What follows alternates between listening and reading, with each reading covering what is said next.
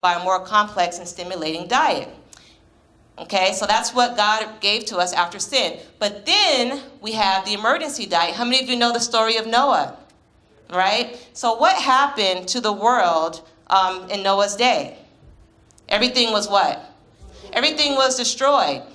So Noah gets off the ark. All of the vegetation, that's not a correct representation, because there was no vegetation, hardly, and there was no food, no herbs, nothing growing. And so God gave man permission, and we can't look this up now, but take notes. In chapter 9, verses 3 to 5, he says, now you can eat meat.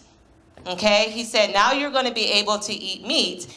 And when you look at Leviticus chapter 3, verse 17, when man was given permission to eat meat, he said, don't eat the blood or the fat.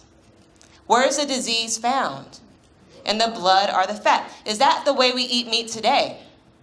The Jews, when they were given permission to eat meat, they were supposed to eat what we call kosher meat. They were to kill the animal a certain way. All of the blood was to drain out, and there was not supposed to be any blood or fat in the meat. The way we're eating meat today is not the way God intended for us to eat meat when he gave us permission to eat meat. And he did not want us necessarily eating meat the rest of our lives. What did he feed the children of Israel for 40 years?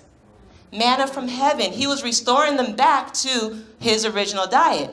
And so we look at the meat today, and if you just go into the store and just hold up some meat chicken, you can see the blood just draining.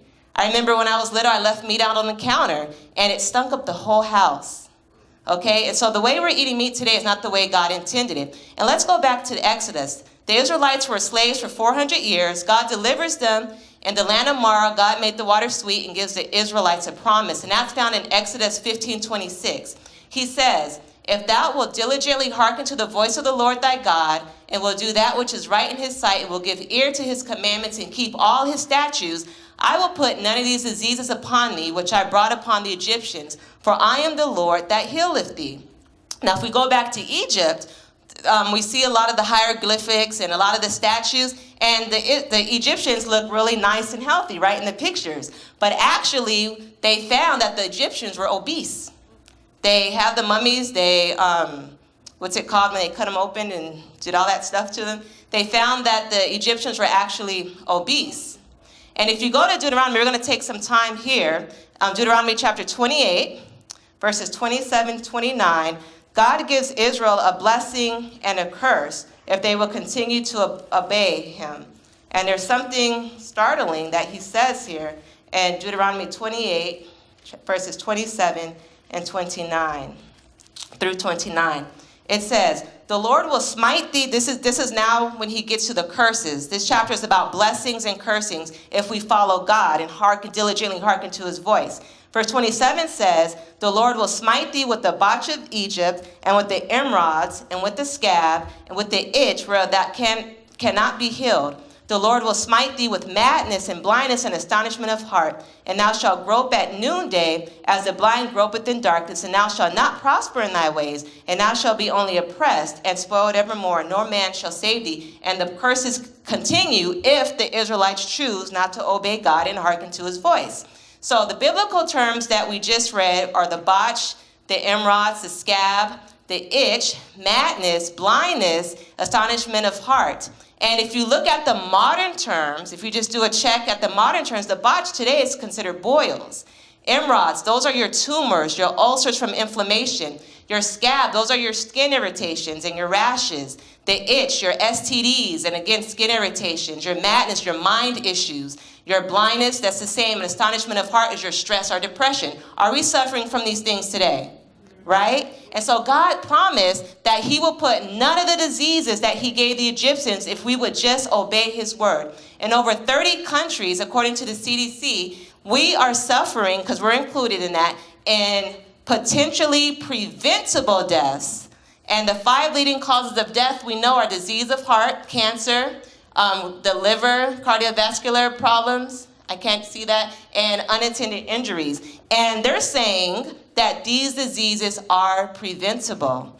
And they're connecting it with what we're putting in our bodies and our lifestyle. Now, genetics does predispose us to be prone to certain diseases, but our lifestyle pulls the trigger. We don't have to suffer from what our parents suffered from, because God has given a promise that if we hearken to his voice, we will have a different outcome. So he promised none of these diseases. Ann Wigmore said, the food you eat can either be the safest and most powerful form of medicine or the slowest form of poison. Some of us are killing ourselves daily by that slow form of poison and what we're putting in our mouths. Now let's talk about GMOs. Years ago when I started, I'm from San Francisco, and I knew about GMOs and organic when I was in high school in the 90s. Okay, so I've been knowing about this for some time because in San Francisco, people are very health conscious, very flowery, and I went to public school, so that's what they taught us.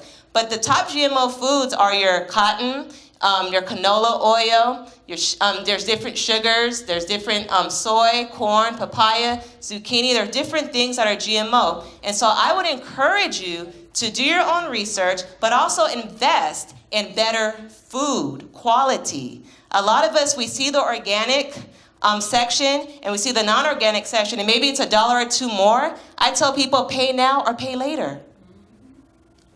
Also, and you know, they're in the labs, they're experimenting. Food now doesn't come with seeds. I remember bananas used to have seeds, right? And now they don't have seeds. And so you just want to be really, really careful because Satan wants to kill, steal, and destroy us. This is a GMO lab rat. You can see the tumor right here. This is what they're finding in the rats from the GMO. So you can imagine what's happening to us. Different companies are using GMOs. And so it says, who's making your baby a lab rat? Our babies deserve better than GMOs because it's all about the money.